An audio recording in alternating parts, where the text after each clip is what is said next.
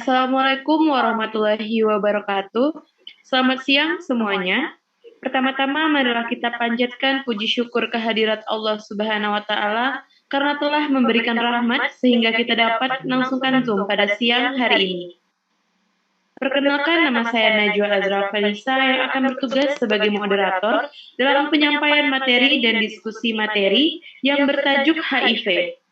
Adapun yang akan menyampaikan materi Nur Widya Safitri dan rekan Novita Yulianti serta Nur Anissa Nabila. Baik teman-teman, langsung saja kita mulai ke sesi penyampaian materi. Kepada Saudari Widya dipersilahkan. Oke, baik. Terima kasih atas kesempatannya. Izinkan saya menjelaskan materi pada hari ini, yaitu HIV/AIDS. Sebelumnya, apakah ada yang tahu apa itu HIV? Tidak, Kak. Oke, di sini HIV adalah virus yang menyerang sistem kekebalan tubuh yang dapat melemahkan kemampuan tubuh melawan infeksi dan penyakit. Selanjutnya, AIDS adalah kondisi di mana HIV sudah pada tahap infeksi akhir.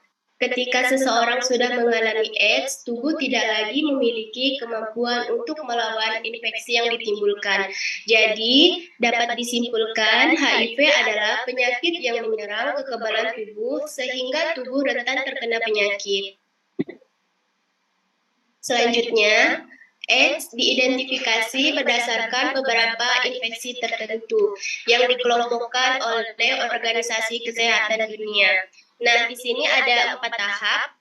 Tahap pertama, penyakit HIV tidak menunjukkan gejala apapun dan tidak dikategorikan sebagai AIDS. Tahap yang kedua, meliputi infeksi-infeksi saluran pernapasan bagian atas yang tak kunjung sembuh. Pada tahap yang ketiga, meliputi diare kronis yang tidak jelas penyebabnya yang berlangsung lebih dari 1 bulan, infeksi bakteri yang parah, dan TBC paru-paru. Tahap yang terakhir, yaitu tahap yang keempat, meliputi penyakit parasit pada otak, infeksi jamur kandida pada saluran tenggorokan, batang saluran paru-paru, atau bronchi. Oke, selanjutnya.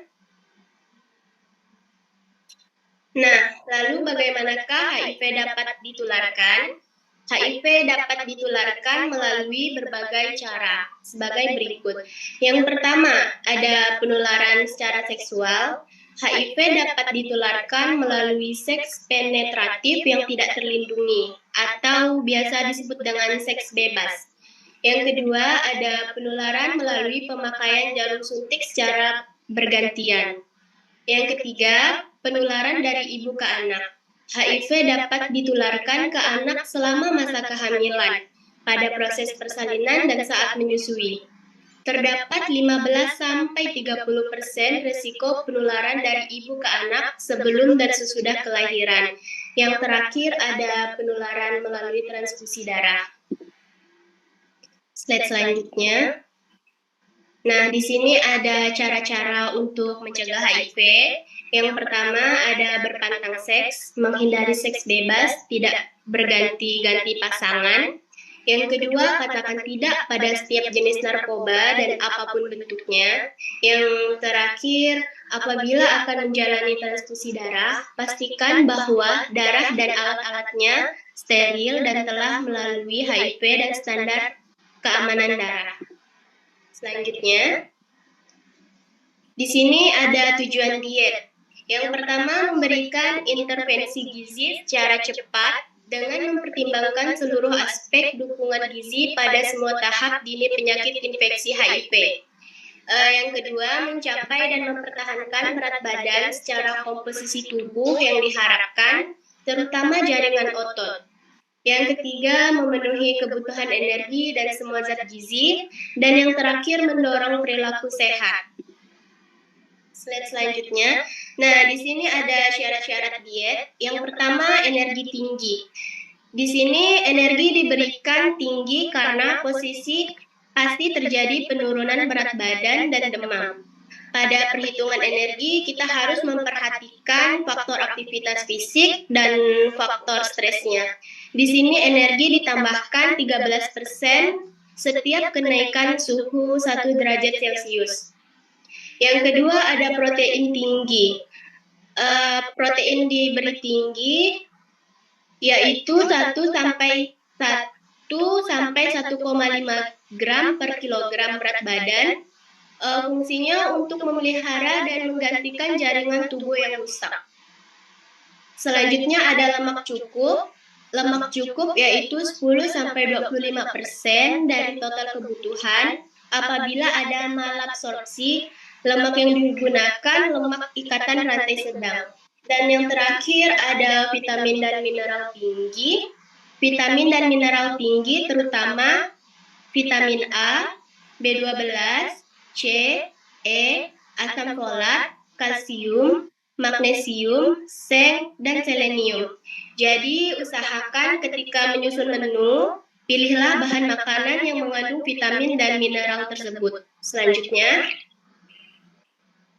nah di sini ada jenis-jenis diet HIV/AIDS.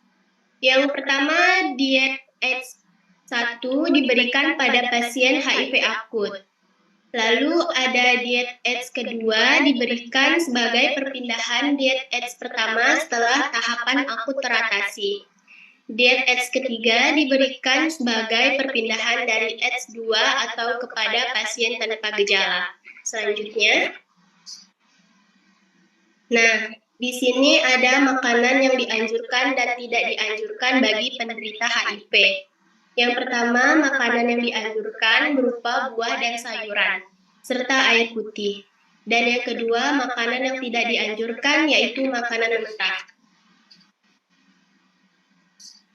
Oke, sekian penjelasan materi dari saya. Lebih dan kurangnya mohon maaf. Terima kasih. Saya kembalikan ke moderator. Baik, terima kasih kepada Saudari Widya telah menyampaikan materi yang begitu penting. Nah, saya selaku moderator akan memandu diskusi pada kali ini. Diskusi saya buka. Silahkan yang ingin bertanya diizinkan membuka mic serta menyebutkan nama lengkap. Diskusi saya buka.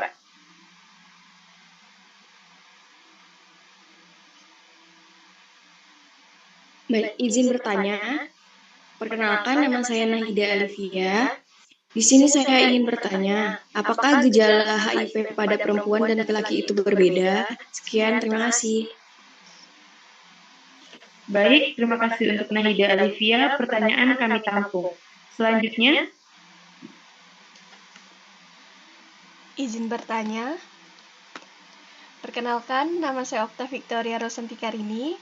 Saya ingin bertanya, mengapa pada penderita HIV dikaitkan dengan pemberian diet tinggi energi dan tinggi protein? Sekian pertanyaan saya, terima kasih. Baik, terima kasih kepada Kakak Okta. Mungkin untuk rekan dari Novita dan Nur Anissa Nabila dipersilakan untuk menjawab pertanyaan. Baiklah, saya izin menjawab untuk pertanyaan dari Nahida tentang apakah gejala HIV pada perempuan dan laki-laki berbeda. Sebenarnya pada pria dan wanita itu mirip dan hampir sama. Adapun gejala pada wanita itu demam, ruam kulit, sakit tenggorokan, kelelahan, pembekakan kelenjar getah bening. Kemudian pada laki-laki itu ada demam ringan, ruam kulit, sakit kepala, sakit tenggorokan, hingga kelelahan. Jadi pada pria dan wanita itu tidak ada perbedaan sama sekali tentang HIV itu. Menurut saya seperti itu. Apakah jelas, Saudari Nahida? Baik, sudah jelas. Terima kasih.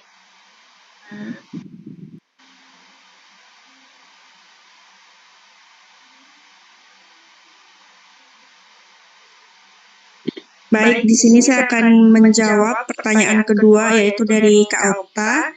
Pertanyaannya, mengapa pada penderita HIV dikaitkan dengan pemberian diet tinggi energi dan tinggi protein? Yaitu karena pada penderita HIV seringkali mengalami hilang nafsu makan yang berdampak pada asupan energi. Selain itu, malabsorpsi usus juga sering terjadi sehingga menyebabkan hilang energi, zat gizi, kekurangan protein terkait erat dengan kekurangan energi yang disebabkan oleh asupan makanan yang buruk, malabsorpsi, dan perubahan metabolisme. Selain itu, diet tinggi protein ditunjukkan untuk meminimalisir kehilangan protein tubuh karena tidak adanya asupan makanan yang memadai sehingga lemak dan protein tubuh digunakan sebagai sumber energi. Sekian penjelasan dari saya untuk Kak Okta. Apakah jelas?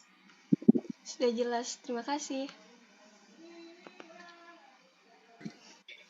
Nah, begitulah sesi tanya jawab pada siang hari ini. Saya rasa sudah cukup. Terima kasih kepada teman-teman telah menyimak materi HIV dari awal hingga akhir.